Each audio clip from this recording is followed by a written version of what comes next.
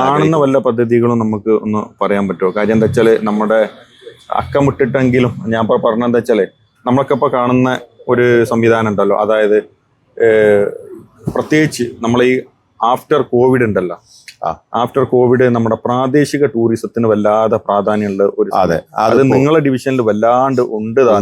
അതെന്തെന്ന് ചോദിച്ചാൽ ഈ വികസനത്തിന്റെ ഒരു കൾച്ചർ സ്വഭാവത്തിൽ വലിയ മാറ്റം വന്നിട്ടുണ്ട്.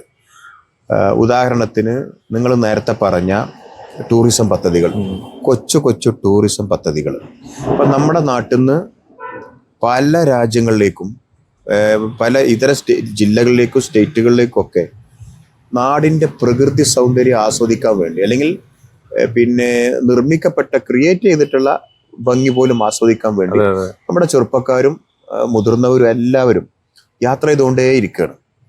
പക്ഷേ അവരുടെ നാടുണ്ടല്ലോ, അത് അതിനേക്കാളും ഭംഗിയുള്ള സ്ഥലമാണ്. പക്ഷേ അത് ആ രൂപത്തിൽ നമ്മൾ ഡിസൈൻ ചെയ്യേണ്ടതുണ്ട്, ക്രിയേറ്റ് ചെയ്യേണ്ടതുണ്ട്. അതിന് കൊച്ചു കൊച്ചു ടൂറിസം പദ്ധതികൾ വേണം. ഇപ്പൊ നന്നമ്പ്രയിൽ വിശാലമായ വയലാണ്, അവിടെ കൃഷി നടക്കുന്നുണ്ട്, ആമ്പൽപ്പാടങ്ങളുണ്ട്, ഇങ്ങനെ ഒരുപാട് കാര്യങ്ങളുണ്ട്. വളരെ പ്രത്യേകതകളുള്ള ഒരു ഭൂപ്രദേശമാണ്. അപ്പോൾ ആ ഭൂപ്രദേശത്തിൽ കൊച്ചു കൊച്ചു പ്രൊജക്റ്റുകളെ കൊണ്ടുവരണം. ഇപ്പോൾ വലിയ പദ്ധതികളും ഉണ്ട്, ജലസേചന പദ്ധതികൾ, വലിയ പദ്ധതികൾ അവിടെ ഉണ്ട്. മൂര്യക്കാപ്പ് പദ്ധതി, കാപ്പ് പദ്ധതി, കുണ്ടൂർത്തോട് പദ്ധതികൾ, ഇങ്ങനെ ഒരുപാട് വലിയ പദ്ധതികളുണ്ട്. അതിൽ ശ്രദ്ധിക്കണം. ഞാൻ നേരത്തെ പറഞ്ഞ ഇതിൽ ശ്രദ്ധിക്കണം.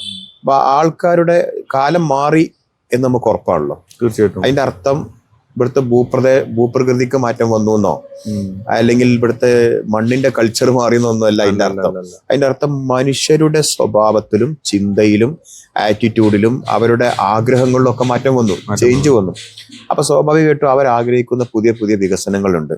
ഉദ്യാനപാതകള്, നല്ല നടപ്പാതകള്, സൈക്കിൾ സവാരിക്ക് പറ്റുന്ന ഇടങ്ങൾ, പ്രകൃതിയെ ആസ്വദിക്കാൻ പറ്റുന്ന തരത്തിൽ ആ പ്രദേശത്തെ ഡിസൈൻ ചെയ്തെടുക്കുന്ന രീതി. കുളം, ഒരു കാലത്ത് കുളങ്ങളെ കൊണ്ട് നിറഞ്ഞൊരു ഭൂപ്രദേശമാണ് നമ്മളേത്. പിന്നീട് വന്ന ഒരു കാലം കുളത്തെ അവഗണിച്ചു, കുളത്തെ തൂർത്തു, പല കുളങ്ങളും മണ്ണിട്ട് മൂടി.